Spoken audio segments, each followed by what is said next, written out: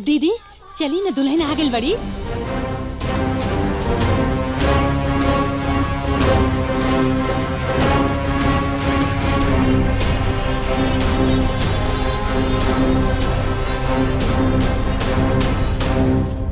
हम ना जाए। अरे रउआ सास न हई, पहला परछावन रउए न करब। सास? हम सास वाली? किसन सास? कहाँ के सास? कौन सास? ऐसा ना सास होने का? हम कौन सास वास निके? बिना हमरा पसंद कभी भइल बा। इतना जान तो ना आग लगा दे। बुझत नहीं खराब हम रखे। बहुत बहुत बहुत बहुत बहुत गलती ने पलाने हमरा साथे। कहो तहार ससुर नहीं ना का? अरे ओ भैया तबीयत खराब रहे, चल गए वहाँ से। समधियाने में कम खैनी हाँ जई घुसल बनी यही में। ए मारा तू तो हमारे पेट के पीछे पड़ गया, खाए तो तू चुपचाप। आई बबू आई, अपना से बड़ बुजुर्ग के आशीर्वाद लिहल जाला। जाई सबके गोड़ लागी, जाई। खुश रहा बेटा। ए भैया हमरा लड़का के तनी चांप का आशीर्वाद दो। खूब खुश रहा, खूब खुश रहा, खूब जिया बाबू। हाँ ए नहीं नियर रहुआ बोरा भर भर के आशीर्वाद दे ही ना, कमी मत करो। का फलाने हो गई ना तोरे मन का? कह दिले ना हमरे बेटा का बियाह भिखमंगा के घरे ले जाके श्रद्धा पूरा गेल ना तोहार। अब हो गए ना भैया, एकदम चुप, एक भी शब्द ना। माई तू का बोलत रही? अच्छा मेहर तो मुंह पे जबान आ गेल तोरे हैं? तोरा पास कोनो काम नहीं है? अब ऑफिस में खा जाएगी तोरा के? अब देर नहीं क्या तोरा के? जो जो ए माई छोड़ ना।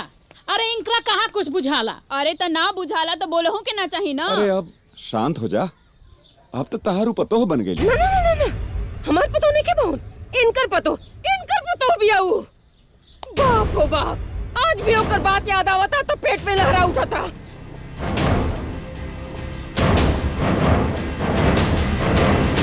का कहले रहना राउर आदरणीय समधी जी? समधिन जी रउआ लोग दिल खोल के अपना मन के बात बताई।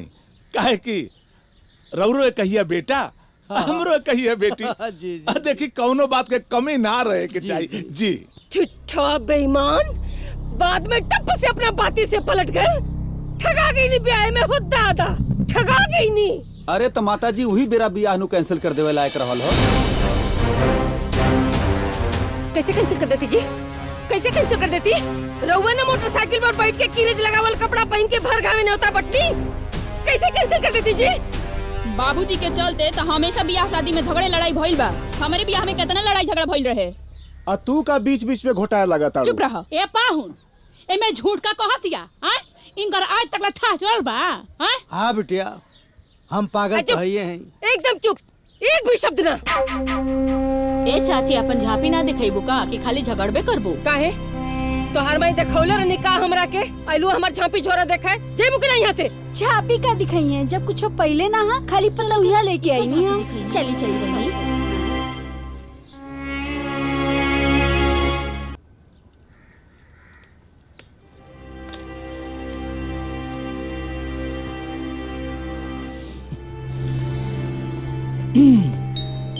बहारों फूल बरसाओ मेरा महबूब आया है, मेरा महबूब आया है। बहारों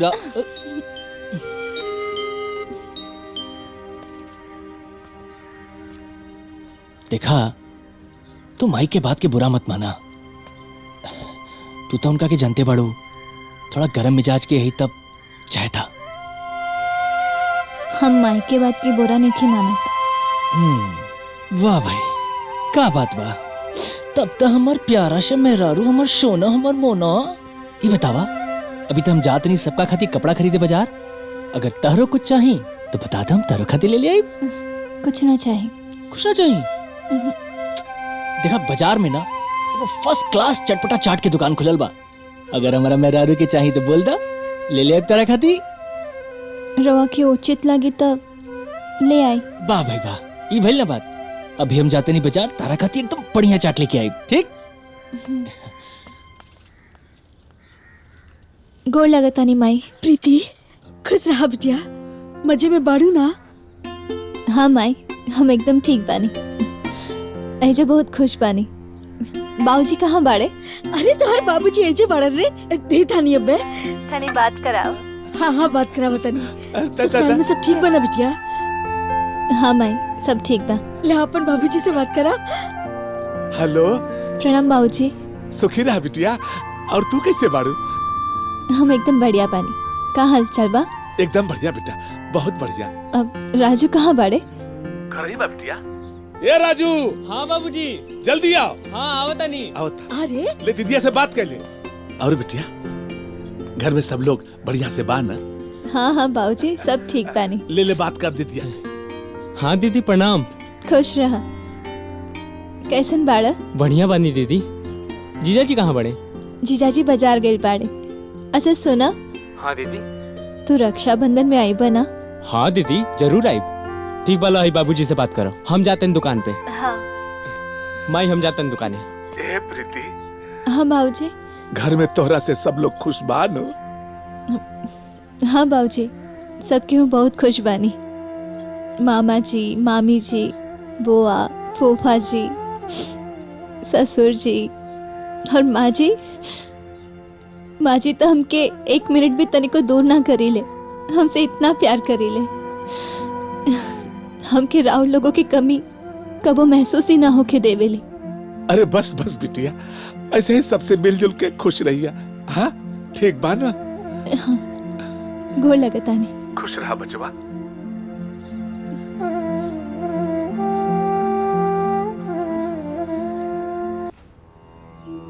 श्री कृष्ण गोविंद हरे मुरारी, हे नाथ नारायण वासुदेवा। श्री कृष्ण गोविंद हरे मुरारी।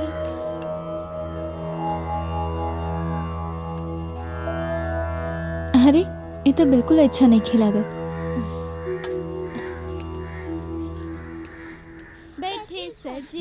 हाय देख, 200 रुपया साड़ी भेज बड़ा हमने के कंगाल कहीं का। ऐसे ना बोले के, जौन जुड़ल सफल तल देले वाला सुनू।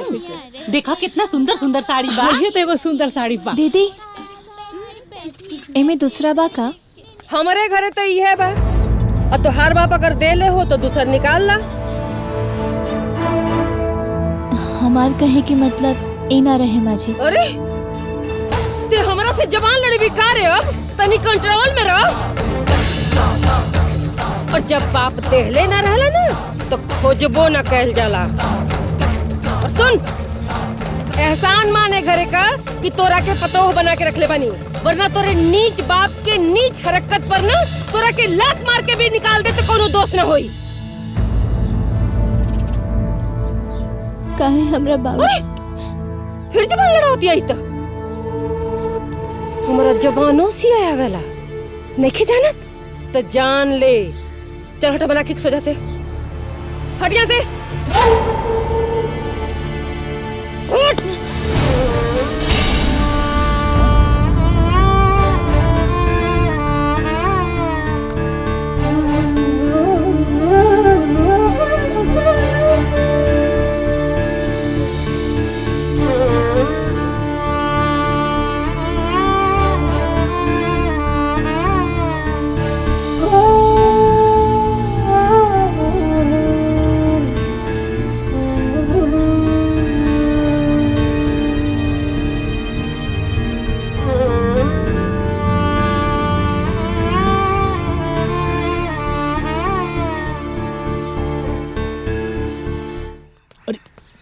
अरे बाबूजी अच्छा कहाँ?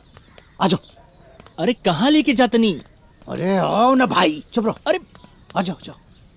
अरे बोलबा बाबूजी। अरे पहले चल बे, बताओ तो क्या बात है। चुप रहो।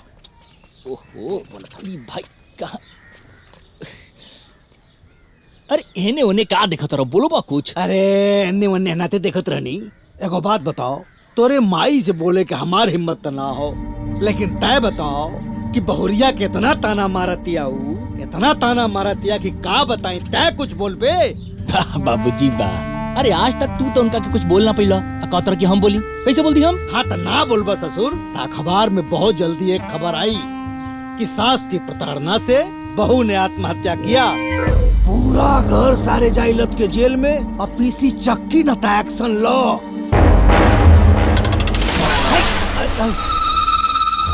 फलाने क्या करे हिम्मत हो गई हो कि हमरा सामने एक्शन ले ही? अरे जब ले जियब न तब ले ही बात हमरा पेटे में आग नियन लहरा देते रही कि एगो भिखमंगा का बेटी एगो झुट्ठा का बेटी हमार पतोह बनल बिया। दहेज के बात करके पलट गईला सर। अरे तनी धीरे धीरे बोल तू काहे ना? का धीरे बोली हो? चुप, एकदम चुप, एक भी शब्द ना बता देता नहीं। अरे निकम्मा, क्या करता रे? एगो निकम्मा दूसरे निकम्मा के साथ खड़ा होके क्या बतिया होता? जाके निकले, जो यहाँ से भाग।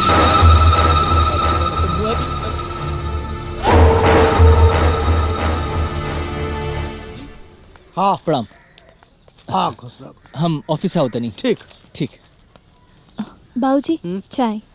अरे बहू का भइला आज इतनी देर से कहत रहनी चाय चाय चाय, आज लावे में देर काहे हो गई? वहाँ के ऑफिस जात रही ना, टिफिन बनात रही। अच्छा अच्छा अच्छा। बहू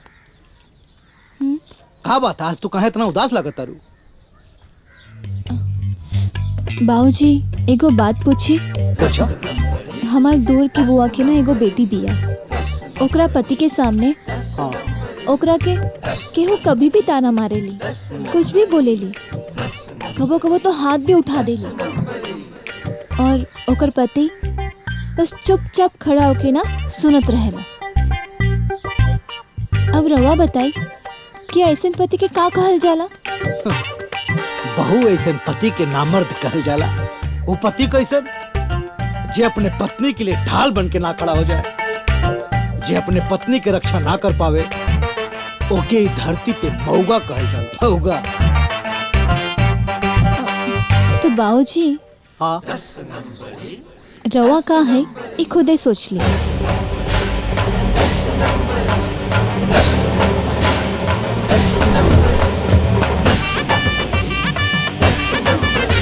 अब भाई ब्याह तो हो गई, अब 2-4-10 दिन रहल जाई, ओकरा बाद जाइल जाई। जायदा बबुनी कौन बिटिया रोज रोज नहीं हरे आमैनी। अच्छा ये बतावा, हाँ कैसन मिलल बनी भौजी तोहार? अरे चाची एक नंबर के। और चाची इतना सुंदर भौजाई बा और उतने सुंदर ओकर नैहर बाटे, और इतना दहेज देहन ह, इतना दहेज देहन ह कि घर में रखे के जगह नहीं खे। देखा तो करेजा वाला रिश्तेदार बोले बड़ू ये बहिनी। हमारा यहाँ तो जवन तोय रहे उहो ना देना भिख मंगवा कुल। अरे जवन बात के ले रहना वो बत्तियों से पलट गई ना, चिंदी चोर चिरकुट कहीं का। हमरा बाबूजी के गाली देहला में कौनो फायदा बा का माँ जी? चुप, जबान किसके गर्दन में लटका दे। तोरे तेरी हिम्मत की हमरा से जबान लड़ेगी? चुप, एकदम चुप। फिर जबान चला तो हाथ अपने जबान पे कंट्रोल रखो, न तो हम इलाज करो न तो सारा सिस्टम सही हो जाए। तो अरे घर फोरन चलिए ली, घर फोरे, निकल निकल यहाँ से। जब देखा तब आए के परपंच मचौले हैं। नौटंकी दोस्त का।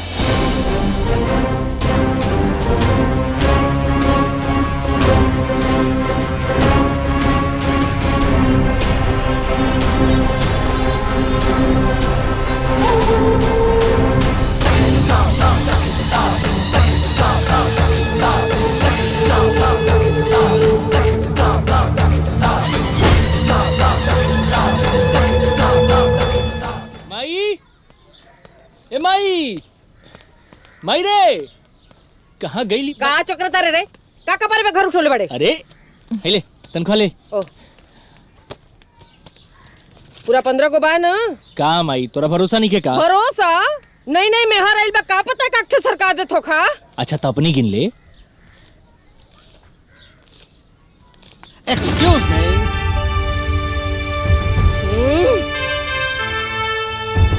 ऐसन हो ये घर का राजा हम हैं, इनाते ही घर का सब सामान सबसे पहले हमरा हाथ में आवे के चाहिए। ओके फुलगेनी देवी, कितना बा?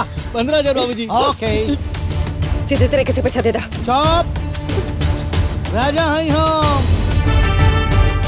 और राजा का काम होला प्रजा के अपने वश में करल। Okay Phulgeni Devi, side please. I have 15,000 rupees. ओके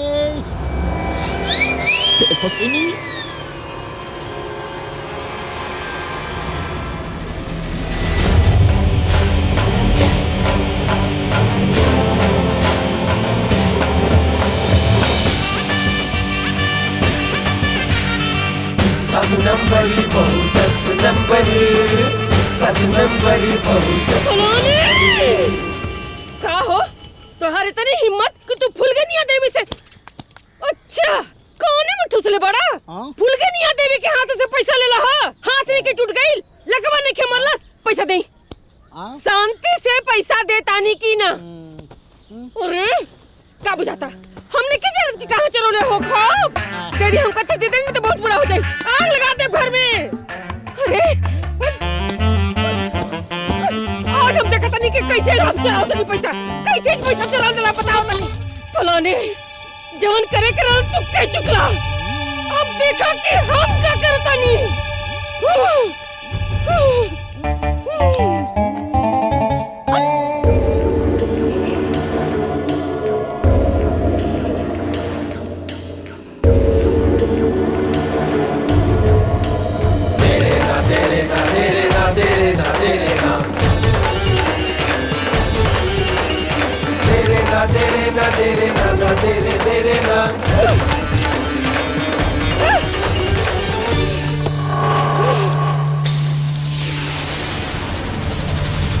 अरे माई, रुक, माई के क्रिया आगे ना बढ़ बेटा। रोकी ना माई के। माई देख, ऐसा मत कर। मार दे। माई ऐसा मत कर। माई क्या कर? बाबूजी माजी कुछ अनहोनी हो जाए। माजी रुक जाए। माजी बाबूजी रुक जाए ना। माजी क्या करता है? बाबूजी देखी ना। रोकी ना माजी की। माजी सुनी, ऐसे मत करी माजी। मत करे इसे, मैं हाथ जोड़ माजी रुक जाए। रोकी ना माजी की। माजी क्या करता है? 5 मिनट, अगर 5 मिनट के अंदर हमारा हाथ में पैसा ना आई तो हम अपना आप के आग लगा दे। आग लगा दे। आग लगा दे। अब तक दे दो पैसा। ला कहाँ से इतनी हिम्मत आ गई हो? जौन आदमी हमरा से आंख मिलावे में पसीना छोड़त रहे, आज हमरा की आंख दिखाओ था।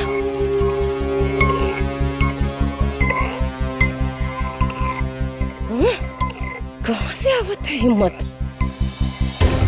कुल बुझता नहीं हम। एक बात बता दे, आज से तुहार खाना बंद, और देखा था निकी के खाना देता।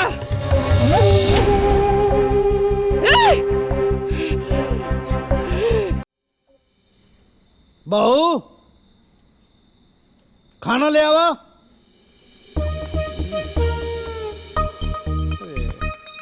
अरे बहू खाना ले आवा। भूख लगल हो। हे भगवान,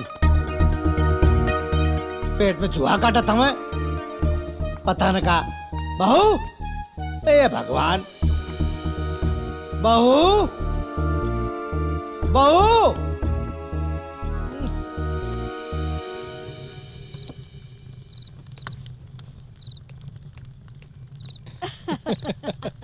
लागिल खाना।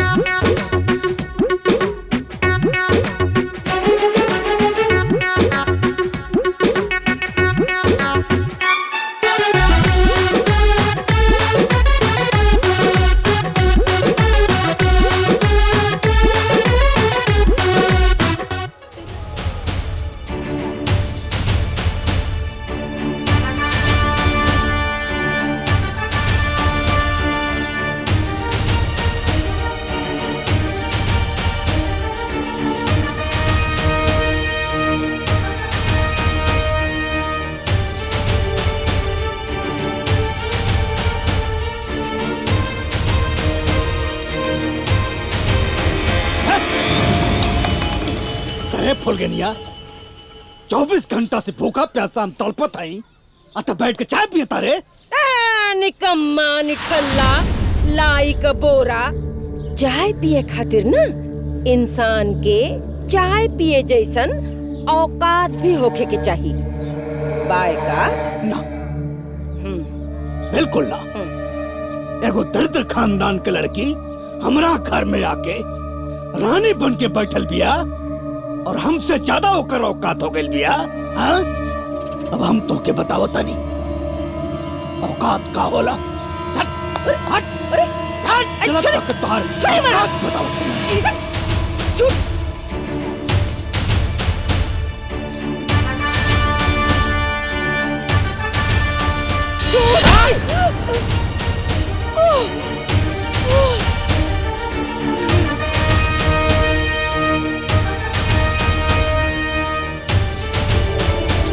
अब बताओ तानी तुम्हारा औकात। औकात देख ले अपन। देख तोर पहला औकात ई हमरा के तिलक में मिलल रहे। ई तोर बाप भजले रहल खिचड़ी में लेके आल है तोरा दामाद खातिर। ठीक है एगो दरिद्र खानदान के लड़की के अपने घर में हम रानी बना के रखनी। आज हम ही के आंख दिखावतिया हमरे के। बर्दाश्त का हद हो गई। बहुत बर्दाश्त कैनी। अब पानी हमारा खोपड़ी के ऊपर जाता। हमें घर का राजा हई। अब वह होई जवन हम चाहब हम। बहुत देर से तोहार ड्रामा देखता नहीं। बहुत देर से तोहार ड्रामा देखता नहीं। चुप ड्रामा देख लू तू कहाँ बहन हमार ड्रामा देखबू तोहर हालत खराब हो जाई। मारा भंग भंग हो जाइबू। चल चल निकल ना निकलबू। निकल ले यहाँ से। हम तो धक्का मार के निकल। छोड़ी छोड़ी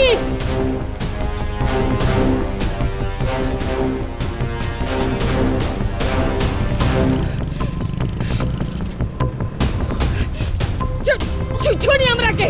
बाबूजी बाबूजी का तमाशा के लिए बनी रहुआ। बेया तोरा सामने ये बुढ़िया हमारी इज्जत उतारत रहे तब सर तोरे मुंह से आवाज ना निकलत रहे। हटन मारब कन पड़े से खून बाहर आ जाए। हट हट। अरे बाबूजी बात तो सुनिए। छोड़ी ना हमारा हाथ की रवा समझ में नहीं। अरे हमारा तुम छोड़ी कहाँ ले जाता नहीं रवा हमरा के।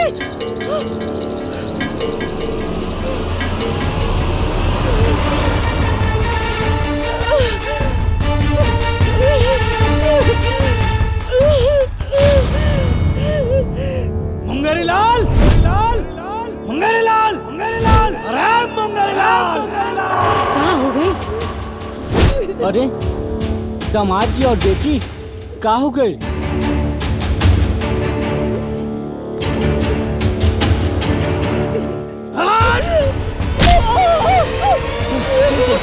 सहारा अपनी बेटी की।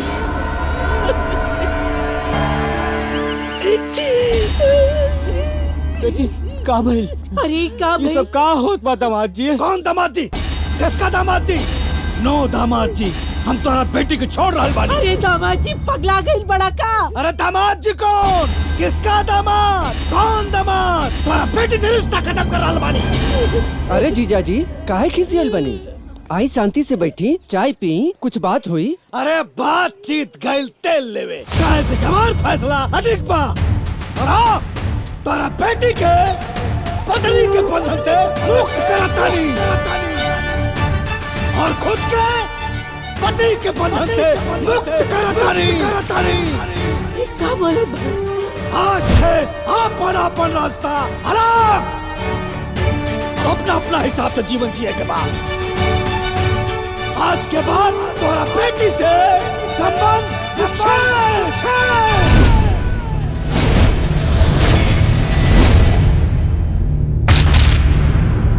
राजा राजा राजा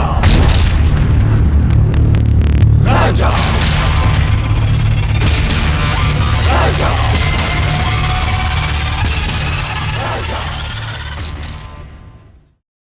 पूरा फिल्म देखे खातिर अभी डाउनलोड करी दंगल प्ले ऐप।